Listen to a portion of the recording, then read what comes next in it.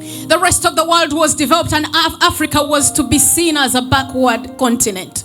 But when social media came, we all became a global village. And what is happening in Africa is happening in Europe, is happening in the US. So before you know it, you're either catching fire with holiness or wickedness. Hallelujah. So this should teach us that we may ignore the seasons. We may not even have the knowledge of what's happening. But in the spiritual realm, things are happening, things are shifting, and we're going to stand today and know, why are we here? What are we serving?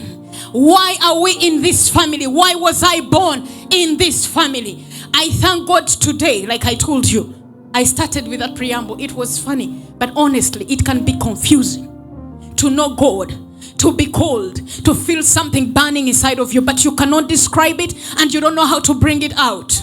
It can be confusing to meet different men of God. We had prophets here yesterday speaking to our lives, and you don't know what to do and where to go. It can be confusing if you have a call on your life and you don't know who to help you mentor it. The pastor, the bishop who stood here yesterday said that when it was his appointed time, the person he trusted most could not be trusted with the vision or the child he was about to give birth to. Hallelujah.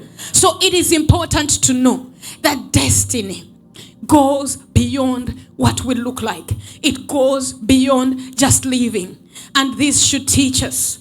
I'm happy that the biggest number here is of African descent. When we were where we were, we wanted to have the nice roads, the decorated streets, the double-deck buses, the good infrastructure, good medical health, education. And we thought that was it. And when we came here and experienced it, it is depressing. Very depressing. Because there is a part of who we are that is taken from us.